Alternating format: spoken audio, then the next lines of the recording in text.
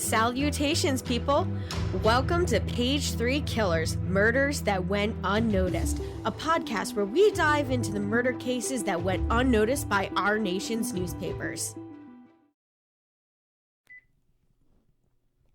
Hi, Shay. Hi, John. Hello, everyone. Hi, guys. Welcome back. Welcome to Page 3 Killers, Murders That Went Unnoticed, Season 2, Episode 37. Yes. And this week, we got a good one. I feel it's a good one. I feel like it's a little bit more known than what I think because it was featured in a song. So, We Didn't Start the Fire. Who was that one by? That was by Billy Joel. Billy Joel. Yep. So, yeah, this was in like the timeline thing in the song. I actually saw a pretty interesting thing. Like, most of the things he sings about are like completely forgotten. Yeah, I've seen a couple documentaries on some of this stuff. So this one here, I look up a lot, and it's a really interesting case. So this week we're going to be talking about Charles Starkweather, and he goes on like a murder spree with his like 14-year-old girlfriend.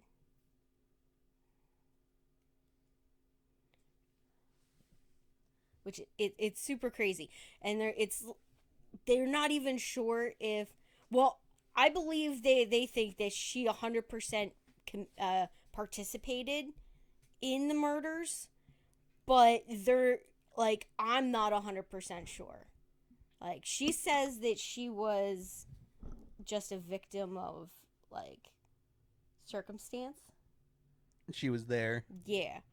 And that he did everything. But we'll never know. So yeah, that's what we're going to be talking about. This case, it starts between, I believe, 1957 and 1958. So it like ends in like January of 1958. But yeah, so that's the case we're going to be talking about today. So before we go too far, we want to thank our patrons. Big shout out to Christy Bryson, Chelsea Hargrett, and Stacey Fragale. Thank you guys so much for donating on Patreon. We appreciate your guys' support. If you guys out there want to support the podcast, you can hit us up on Patreon, or you can like, share, subscribe, leave us comments. We always appreciate those. If they're constructive. And if you're not being a dummy dum-dum. But we do respond. Yes, we do. I actually, we had a couple of another comment on one of our other videos that I do have to reply to. So if anybody out there is waiting for a reply, don't worry, I gotcha. So, babe, you want to roll into the news now? I guess. Oh, Bobby Fischer, 14 years old. Yeah. At the time, wins the U.S. Chess Championships. You just went rolling right in. What are you talking about? You said let's start it, and then, Well, I figured you would want to read the second one, which was on January 28th, we have Hall of Fame baseball player Roy Campanella is involved in an automobile accident that ends his career and leaves him paralyzed. I thought you would be more interested in that one than Bobby Fischer. Yeah, he was really good. Yeah.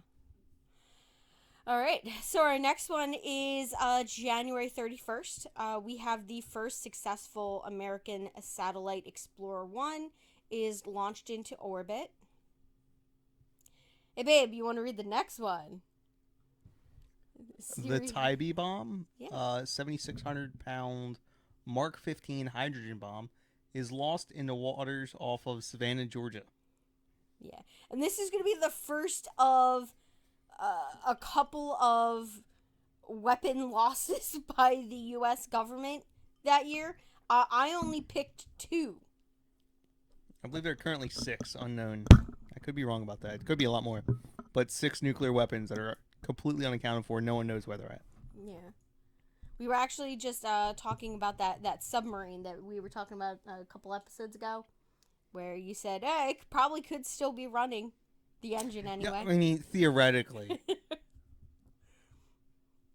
So I believe the government has probably lost more stuff and they just don't tell us. That's what I'm gonna go with. All right. So the next one is February 28th, the Prestonburg, Kentucky bus disaster. So that is the worst school bus accident in U.S. history, and it ended up with 27 people, or children. I'm assuming children plus the bus driver. I'm assuming were killed in Prestonburg, Kentucky. You know, in the state of Pennsylvania, it's illegal not to wear your seatbelt unless you put 56 children onto a school bus altogether. Oh yeah, which I don't understand why. I think nowadays they probably do. If I remember correctly, when I latter in my schooling days, seatbelts started to become a thing. Well, I don't remember there being any seatbelts on school buses. Because you literally lived across the street from the school. How many school buses were you on? Yeah. For me to get picked up by the school bus, we would have had to walk to the other end of our section in Levittown. A school bus, it was the probably largest further. section. It was further than walking to the school. Exactly. Yeah. All right. So you want to take it away with our second nuclear weapon loss? The Mars Bluff B-47 nuclear weapon. Oh, another lost one. Mm-hmm. A U.S. B-47 bomber accidentally drops. Oh, this is the one I'm familiar with. Yeah. Drops an atomic bomb off the Mars Bluff in South Carolina. Its conventional explosives destroyed a house and injured several people, but no nuclear fission occurred. Yeah. So, if I'm not mistaken, I believe there are 3 fail-safes on this particular bomb. All 3 of them failed to activate, which should have led to the detonation. But the bomb itself failed. So actually 4 things failed. Yeah. Including all 3 of the fail-safes and the mechanism itself. So we can't even trust our that particular nuclear bomb to actually work. And that, guys... Well, thank God it didn't. It would have blown up, like, half of... Like, I don't know, the eastern seaboard might not even be, inhabitable. God. That's crazy. Yeah, and that happened on March 11th of 1958. So for our CD side, there wasn't much in 1958, so I had to do like a combination of like the end of 1957 and the beginning of 1958, especially because this case, the time frame that it happened in, it started in December of 1957, ended in January of 1958. So I figured I would be safe in going with a couple of different cases out of both years. So the first case we have is from February 25th. We have this one out of Pennsylvania, out of Philadelphia specifically. So we have the boy in the box is discovered along a sidewalk in Pennsylvania, and the murder victim is described as a Caucasian boy who appears to be 4 to 6 years old. In this case, it remains unsolved. Nobody ever claimed him. I thought they were able to solve it a few years back. I don't think so. Which, by the way, there's a cold case episode based off of this. It's really good. I'll have to take a look. Yeah. Because I didn't hear that it was solved. Yeah, I thought it was solved. I think... very recently. See, the one thing you're not going to Google. 3-4 years. I could Google it, I guess. So why don't you Google that, and I'll read the next one. So on October 25th, we have Mafia boss Albert Anastasia is assassinated in a barbershop in the Park Shelton Hotel. Oh, Sheraton, sorry. Sheraton Hotel in New York City. And then... Nope, I'm wrong. Boy in the box is still unsolved. Yeah, that's what I figured. Yeah, I know. I thought that there was a possibility that it might have been figured out, like, who the boy was, but I don't remember it ever coming back as that they had solved it. All right, so we just talked about Mafia boss Albert Anastasia out of New York City, October 25th. So in November 16th, so we're going to go back to 1957 because apparently I didn't put this in order at all. So in November of 1957, we had Ed Gein murders his last victim, which is Bernice Warden of Plainsville, Wisconsin. Now, this was the guy that, like, took the skin and, like, made stuff with Is it. the Texas Chainsaw Massacre guy? Yeah. Right? Yeah, so he's the inspiration for Texas Chainsaw Massacre killer. And the guy from, oh my gosh, Silence of the Lambs. Buffalo Bill. Oh, okay. Yeah. He's the inspiration for that character. All right, babe, do you want to read the last one? Battle of Hayes Pond. Armed Lumbee Indians confront the KKK in Maxton, North Carolina. Yeah, I actually read up on this one. It turns into like an armed confrontation between these two. I'm assuming, I believe that there was like a protest going on or something, and yeah, they just came to blows. People end up getting shot, and like it was crazy. It was like a big brawl, and that was on January 18th. So now we're gonna get into our case. We're gonna start talking about Charles Starkweather and the homicides that he commits. So Charles Starkweather was born in Lincoln, Nebraska. Now, he was the third of 7 children born to his parents, Guy and Helen Starkweather. Now, the Starkweathers were a working-class family. Now, his father was a mild-mannered carpenter, apparently. He spent quite a bit of time unemployed, and because of a illness he had rheumatoid arthritis in his hands, which made it hard for him to work sometimes. And I would assume, like, working with your hands would be worse in winter, right? If you have arthritis. Yeah. Winter sucks. Right around now is when people start to their arthritis really kind of kicks into high gear. Yeah. So during his periods of unemployment, his wife, Helen, would work as a waitress to supplement the family's income. And Charles attended the Saratoga Elementary School and Irving Junior High School, and then he went to Lincoln High School. Now, in contrast to his family life, Charles later recalled nothing positive of his time at school. Seems about right. Yeah. So he was born with a mild birth defect that caused his legs to be misshapen. Wait. So this guy was literally Forrest Gump? He was not Forrest Gump. Okay, Forrest Gump is like a national treasure. I would not say this guy is anywhere near that. So he also suffered from a bit of a speech impediment. This sounds a lot like Forrest Gump. Yeah, let's just get to the...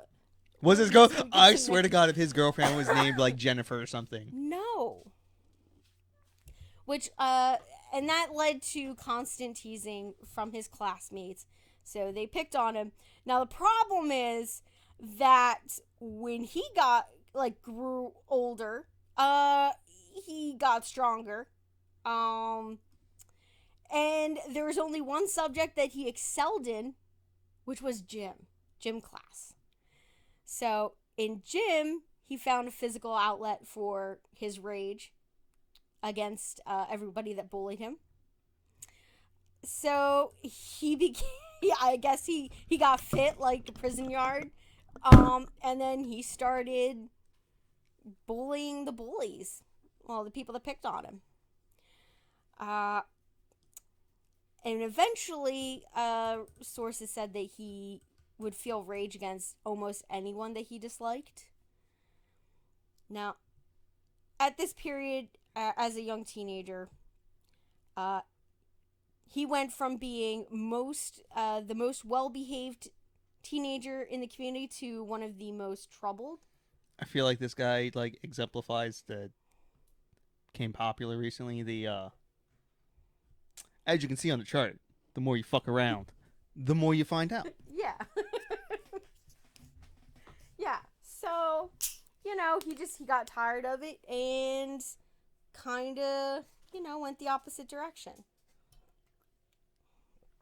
Now, his high school friend, Bob Von Bush, would later recall, hey, babe, why don't you read the quote? From Bob Von Bush. Bob Von Bush. He could be the kindest person you've ever seen. He'd do anything for you if he liked you. He was a hell of a lot of fun to be around, too. Everything was just a big joke to him, but he had his other side.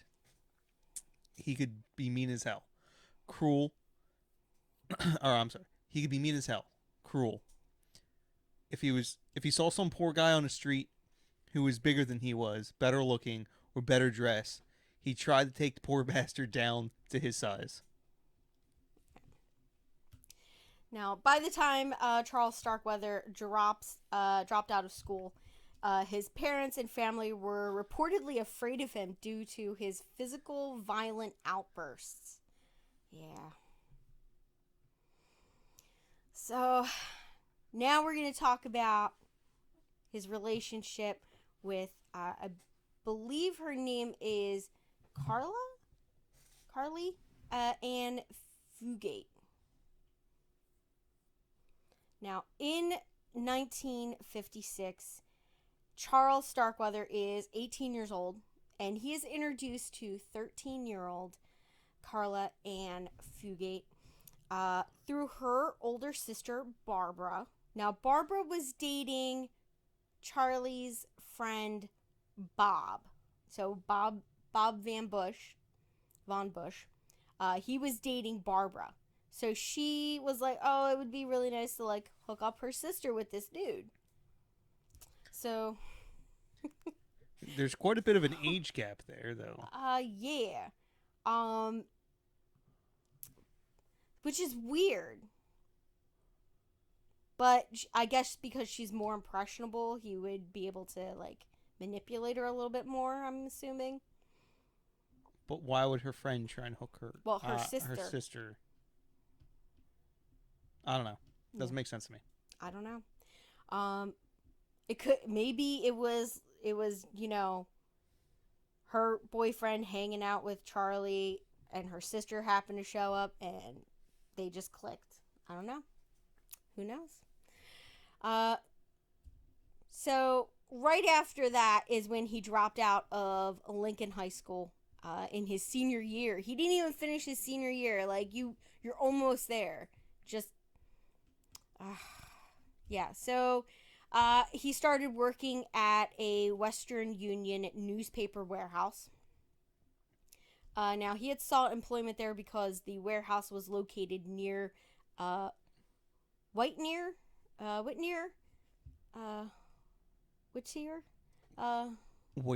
Whittier? Okay, I was close the first time. Whittier. High school in Lincoln, which is where Carol Ann was a student. It's a little cringy. What? Oh, yeah. The senior in high school has to get a job close to his girlfriend in middle junior school. High, yeah. It's a little weird. I don't know. Once a girl is in her 20s, I think it's more acceptable for there to be an age gap like that. But junior high. Like, it's just a little weird. Now, given his work schedule, He began to visit Carol Ann, right? Carly? Carl Ann. Carl Ann. Every day after school. Now, Charles taught Carl Ann how to drive. Unfortunately, one day she crashed his 1949 Ford into another car. Now, however, Charles's father was the actual owner of the car. He was the registered owner of the vehicle. And Guy had he paid the damages, but argued with his son about it. And yeah. So he basically argued with him about the risk of having your unlicensed girlfriend drive. Your unlicensed, underage, yeah, middle school going girlfriend. Yeah, driving your car, which is irresponsible to begin with. So he refused to condone his son's behavior. So Guy basically banishes him from their family home. So Charles is now on his own, and he's like, fuck. So he decides, he's going to quit his job at the warehouse and become a garbage collector for minimum wage. Which was probably like $0.25 an hour. Which is like, that's like so stupid. So he began developing, at this point, a pessimistic worldview. Now, he believed that his current situation was the final determining factor of how he would live the rest of his life. He used his time on the garbage route to begin plotting bank robberies. It was $1 Wow. per hour. $1 an hour. So $8 a day. Rolling $8 a day. Assume you're working 5 days. That's $40 a week. $2,000 annual salary. Could you live on that though in 1957? Probably. Think about how much houses were. Yeah. Buy a house for $7,000. Like a brand new built house, $7,000. Yeah. God, man. $7,000 will get you the permit. So then that's not even with plans. That's just the permit fees. Yeah. So yeah. So he settled on a personal philosophy that he would live the rest of his life by. And you want to know what that philosophy was, babe? Get yourself some. Like, basically, here's the quote: dead people are all on the same level. It's an interesting way to put it. Yeah. So, yeah, it's kind of messed up. But death is the true equalizer of everything, right? Because you can't take what you have with you in your life with you to the grave, right? So, if you say so. Yeah.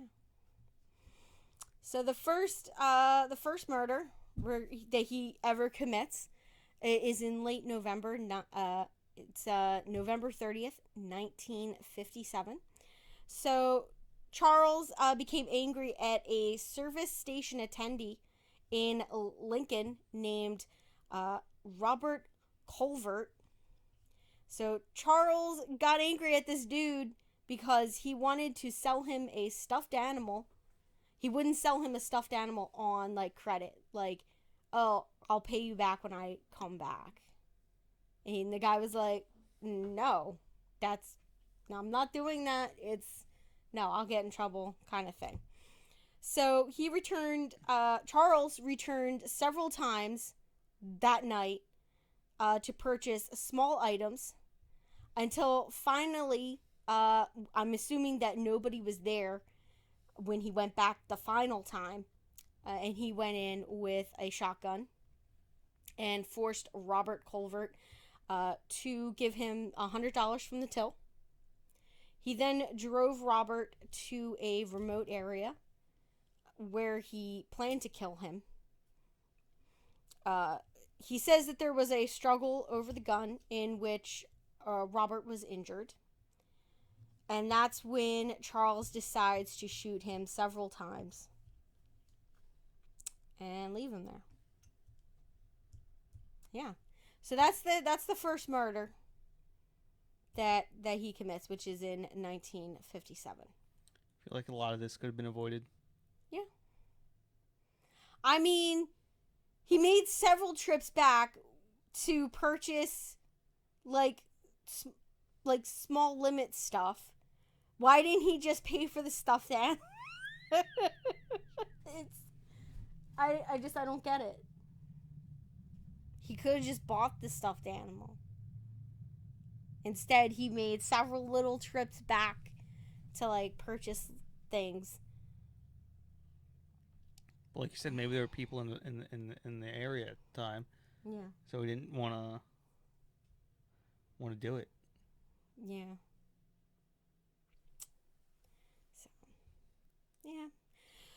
Now we're gonna move into his big murder spree, which none of these people had to die. This guy, like, he's just stupid and crazy, I think, like, because this is absolutely ridiculous. The next series of events. Now, on January 21st of 1958, Charles goes to see his girlfriend at her home, and her mother and stepfather, Velda and Myron Bartlett? Marion Bartlett. Told him no, that he had to stay away from their daughter. So he gets mad, obviously, and he shoots them. Then strangles and stabs to death their 2-year-old daughter, Betty Jean. That'll win over your love. Yeah. Totally. Now, he hid the bodies behind the house. And apparently he waits there until his girlfriend comes home. But later on, he said that Carl Ann was there the entire time. Now, she says that when she arrived home, he met her with a gun and said that her family was being held hostage. And she said that Charles told her that if she cooperated with him, her family would be safe. Otherwise, they would be killed. So the pair remained in the house until shortly before the police arrived there, who were alerted by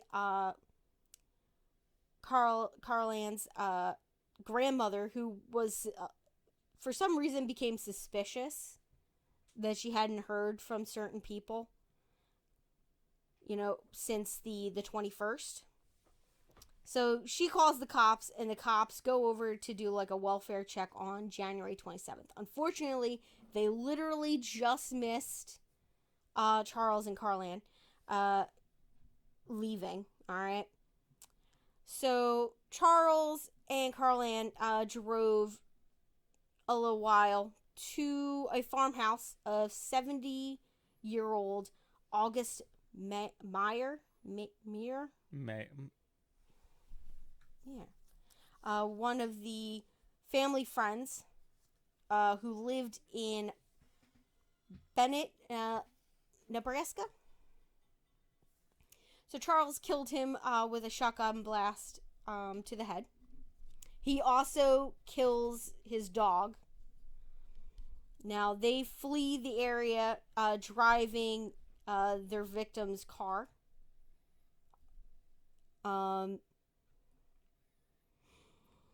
Which they end up having to abandon because they get it stuck in mud. So, yeah. I mean, I'm not saying he's He's clearly just gone off his rocker, like, at this point. So now when Robert Jensen and Carol King, who are two local teenagers, they stop to give Charles and Carl-Ann a ride because they see them stranded on the side of the road, and they don't know what's gone on. They don't know that, they've already possibly killed a bunch of people, her family and a family friend. That's the first thing I assume whenever I meet someone. Oh, yeah. Just assume that they've. I just assume it. They have to prove it. They have to prove me wrong. Yeah, they have to. So Charles forces them to drive back to the abandoned storm cellar at the Bennett property of their last victim. So he forces them to drive back there. He then shoots Robert Jensen in the back of the head and attempts to rape Carol King, but is unable to do so. So he becomes angry with her and shoots her as well. Now, later on, when Charles is making one of several confessions, like, this guy changes his story a lot. So which is why I am leery to say that Carl-Ann participated. Like, obviously she was in it to some extent, but I think that he also attributes more to her than what she actually did. So later on he says that I shot Robert, but then he claims that Carl-Ann shot Carol King. So Carl-Ann later on, she says that she was in the car the entire time and had no idea what happened. Now, I think that's a lie. I think she had to have been in the room, because I guess you can control two people with a gun, like, because the other one's worried about the other person getting hurt, so they're not willing to do anything.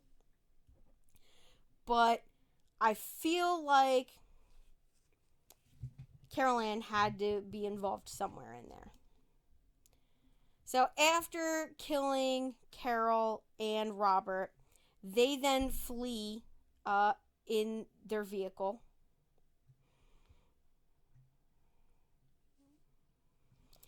Now, Charles and Carl-Ann drove to the wealthy section of Lincoln, where they entered the home of industrialist C. Lauer Ward and his wife Clara. So Charles stabs their maid Lillian Fencio to death. And then they basically sit and wait for Lauer and Clara to return home. Also wanted to mention that he did kill their family dog as well by breaking its neck so that it wouldn't alert them that something was wrong. So Clara is the first one to arrive home, and she is alone. She doesn't have anybody with her or anything. So he stabs her to death. Later on, he admitted to having thrown a knife at Clara, but he insisted that Carl-Ann was the one who stabbed her the numerous times and killed her. Now, when Lauer Ward returned home that evening, Charles shot and killed him. So before they leave in the Ward's black 1956 Packard, they basically steal as much as they can, jewelry and everything from the house. and they fled Nebraska. So the last set of murders of the Lauer family, or the Ward family, basically was like really bad. So everybody was in an uproar in the area, but within Lancaster County. And the law enforcement agencies in the regions start sending their officers on house-to-house searches for the perpetrators. Like, I feel like that's a little bit of a... I don't know. Like, a house-to-house search, you don't even know... You know they're in a vehicle, right? But they killed a rich person, so... Yeah. Now, Governor Victor Emmanuel Anderson contacted the Nebraska National Guard, and the Lincoln Chief of Police called for a block-to-block search of the city. Now, after several sightings of Charles and Carol Ann were reported to the Lincoln Police Department, basically everybody started to get very upset at the police department, and they were like, why are you so incompetent? You can't catch these two people. You've had like dozens of reported sightings called in. I'm like, you're basically looking for a needle in a haystack, though. So now, all this attention did cause an issue for our two fugitives, though. They ended up needing a new car because they were driving currently the Ward's Packard, which would stand out. And the car ended up getting identified. So they stopped, got out, left the car, and they went in search of a new vehicle. So they come upon a traveling salesman, Merrill Colson? Yeah. I got it. No, Merrill Collision. Collision? Okay. So he was sleeping in his Buick along the highway outside Douglas, Wyoming.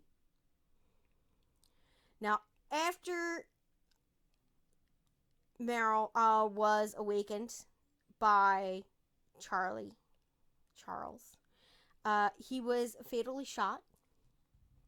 Now, later on, Charles claimed that Carl Ann was the one that shot him with the shotgun. He said his weapon, his shotgun, jammed, and that's why she did it. And he claimed that she was the most trigger-happy person he had ever met. Okay. To some extent, I feel like he was, because like most of his statements are made after he's been captured, obviously, and he's being questioned. I feel like he was like, well, I'm not going to go down alone. So he said everything that he knew would get her the same punishment as him. Like, he didn't want to live without her. He didn't want her to live without him. Kind of thing. Yeah. So, the salesman's, unfortunately, that car that they were trying to steal, salesman car, had a parking brake, which was something Charles had never seen before, and he couldn't figure out how to drive the car. So they attempted to drive it away, but the car stalled because the brake had not been released. So he tried to restart the engine, and a passing motorist, geologist Joe Sprinkle, stops to help them. Now, he's threatened with the rifle, and an altercation ensues. So, a little fight for the gun. Now, at that moment, Natrona County Sheriff Deputy William Romer arrived on the scene. So, Carl Ann ran up to him, yelling something to the effect of, "It's Starkweather, he's going to kill me." So Charles drives off and was involved in a somewhat of a long car chase with 3 officers. Those 3 officers are the Natrona County Sheriff's Deputy William Romer, Douglas Police Chief Robert Ansley, and the Converse County Sheriff Earl Heartland. I'm pretty sure I got that one right. Now, this car chase, they said, exceeded 100 miles per hour. Doesn't sound like much, but in 1958, that you were screaming. That's the fastest a car could go. I don't want to be going 100 miles an hour in a 1954 Buick. Yeah. Now, a bullet fired by Sheriff Earl Heartland shatters the windscreen of the car that Charlie's in, causing glass to fly and cut Charles deep enough to cause bleeding. At this point, he decides, oh shit, I don't want to die this way. So he stopped and surrendered to the police. And the Converse County Sheriff Earl Heartland said he thought he was bleeding to death. That's why he stopped. That's the kind of yellow son of a bitch he is. Them's his harsh words. Yeah, he basically called him coward. It's like, oh yeah. And so now we're gonna talk about the trial phase and all that happens following that. So Charles chooses to be extradited from Wyoming to Nebraska. Now, he and Carol Ann arrived there in late January of 1958. Now, he believed that either state would have executed him. He was not aware, however, that the governor of Wyoming, Millward Simpson, at the time, was opposed to the death penalty, so he probably would have had a better shot in Wyoming. So Charles first said that, in his first confession, he says that he kidnapped Carl Ann and that she had nothing to do with the murders. After that, he changes his story several times. And he even testifies against her at her trial, saying that she was a willing participant in the murders. So, Carl Ann has always maintained that Charles Starkweather was holding her hostage and threatening to kill her family, who she says she was unaware that they were dead. Now, Judge Harry A. Spencer did not believe, what she was saying. He didn't believe that she was a hostage of Charles Starkweather, and determined that she had numerous chances to get away. So he didn't believe her story at all. Now, when Charles was first taken to the Nebraska penitentiary after his trial, he said that he believed that he was supposed to die. So he said if he was to be executed, then Carl Ann should also be executed. Well, I think that explains everything. Yeah. So Charles was convicted of the murder of Robert Jensen, which is the only murder that he is actually tried for. Now, on May 23rd, 1958, he was sentenced to death, and Charles was executed in the electric chair at the Nebraska State Penitentiary in Lincoln, Nebraska at 12:04 a.m. on June 25th, 1959. Now, Charles gave no last words, but in a letter from the prison to his parents, he wrote this, "But Dad, I'm not real sorry for what I did, because for the first time, me and Carl have more fun."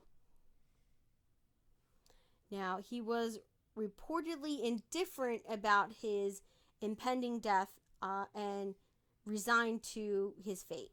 Now, following the execution, Charles Starkweather was buried in Lincoln, Nebraska, as are 5 of his victims, including Mr. and Mrs. Carl Ward. Now, Carl Ann was convicted as an accomplice and received a life sentence in November 21st, 1958. Now, she was paroled in June of 1976 after serving 17 and a half years at the Nebraska Correctional Center for Women in York, Nebraska.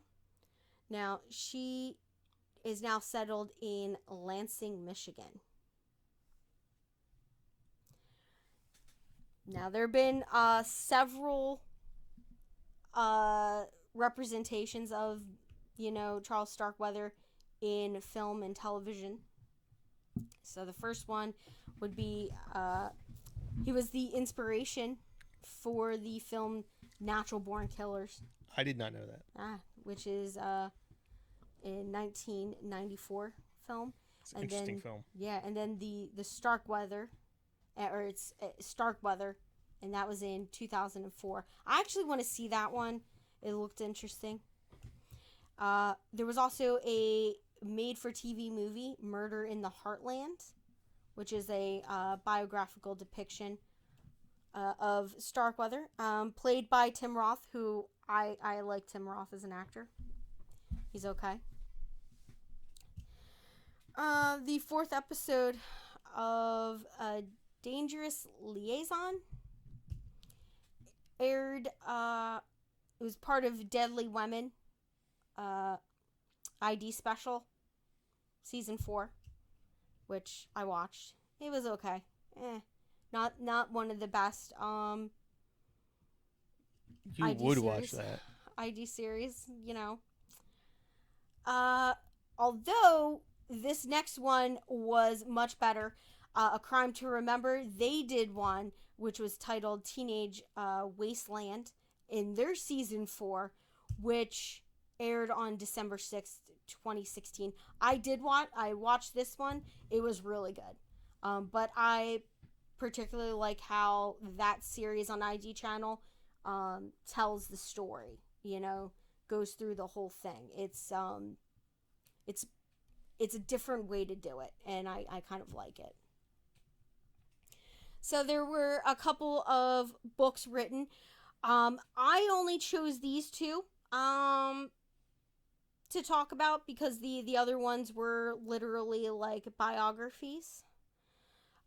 So Elza Ward, the granddaughter of victims Lauer and Clara Ward, wrote the novel Outside Valentine in 2004, which is based on the events of the Starkweather Fugate murders.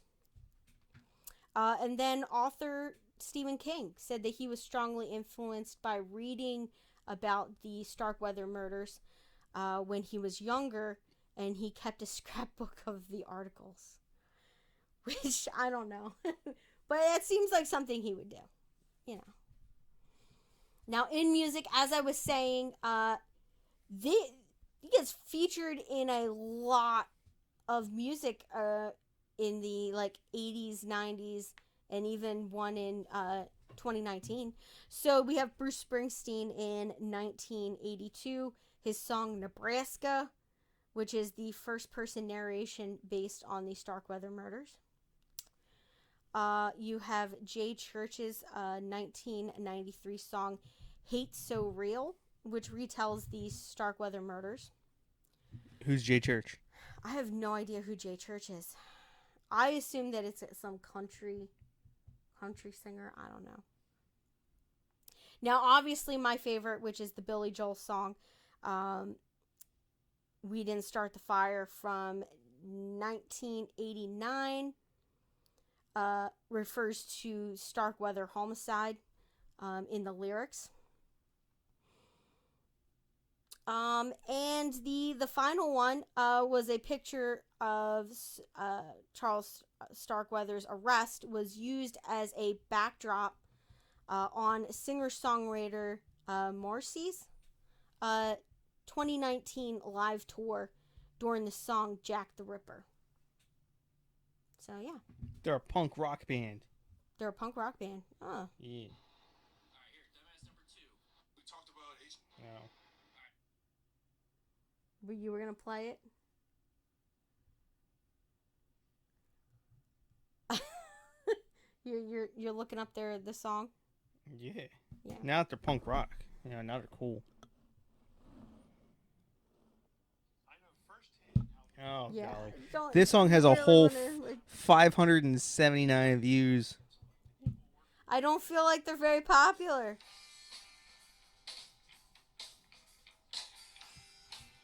All right, we're going to stop. Yeah. Yeah. So we'll listen to the song. We'll let you guys know next time how it is. Yeah. Something weird. So that is Charles Starkweather and the Starkweather homicides. Yeah. So I do think that his girlfriend Carl Ann was involved to some extent. Probably not as much as he gave her, which is probably why she didn't get the death penalty. She got life in prison. Which I can assume is you can't trust everything he says. But you couldn't trust anything that she said either. So, yeah. And that is Charles Starkweather. So what do you think, babe? Give us your thoughts. Interesting. In high school, I had to rewrite the Billy Joel song. Yeah? Yeah. To like your moments of history lived in your life? Yeah. Okay. For every year I was alive. That's interesting. So I guess I was 18 at the time, maybe even younger, 17. Yeah. So I had to 17-year-old. So I had to write 17 lines of We Didn't Start the Fire. There you go. Interesting. I wish you still had that. Oh God, no, it was terrible. You're like, not much happened. No, there was plenty of stuff Plenty happening. of stuff happened, yeah. I guess, and I also probably would. I mean, so in like 02, 03. Yeah. So like, not 11. It just happened. We hadn't even invaded Iraq yet, probably. Yeah. So the world was in turmoil. That's what I'm saying. There you go. Yeah. Well, I do like that song. And as you said, like, most of the historical events out of that are, like, completely forgotten. And for some reason, when I looked up this case, I didn't even realize, I did not link it to that song. When I wouldn't have. I like that song. I was just trying to find a murder in another state that we hadn't talked about yet. And I was like, fuck it, here's Nebraska. Clicked on Nebraska, like, all, like, 40-some murders or whatever that they had up on there. So I'm trying to remember. It was probably something Starkweather homicide, something died. In the song? Yeah. Yeah, it was, I know that following Starkweather homicide, it was children of thalidomide. Oh wow. That's a hell of a Thalidomide. Yeah, thalidomide. I watched a documentary on that. Such an interesting thing. Somehow they linked freaking Nazis in on that, because like the creators of thalidomide were German, like a German company. So was NASA. NASA was founded by a bunch of Nazis. Yeah. Nazis and communists. And that thalidomide thing though was like a big deal because they marketed it as a drug that you could give pregnant women to calm them down. So it was like and it ended up causing these terrible birth defects in the babies. They have Joke's on you. Calmed you down. Yeah. Good luck. And it was actually featured in a television series that Oh, I know. I've watched. That's famous. I know the thalidomide story. Yeah. Did not know this. What's the boy's name? Starkweather. Yeah. I know. And like just so many of the stuff out of that song is nobody remembers them. But I mean a bunch of this stuff I would. Yeah, a lot of it, but yeah. And then there's like some stuff where I'm just like, huh? Like Bridge Over River Kwai. I was like, what? What is that? I had to look it up. wasn't it a movie? Yeah. Bridge over River Kwai. Yep. I'm assuming that's somewhere in Southeast Asia. Yeah. And then It's probably Vietnam or Korea. Yeah. But yeah, so that's our case. And we are working on our Halloween special. I finally narrowed it down to 2 topics, one out of Colombia and another one out of the United States. So I haven't decided. We might do both because it is a special, and I like to do a little bit longer on specials. Or we might just do one case, but we'll see. That will drop Halloween. So it might drop on a weekend. Right? 20th, 30th, 31st. No, It's Halloween's on Monday. on Monday. Right? So it's going to drop Monday, and then we'll have our regular episode drop on that Wednesday. All right.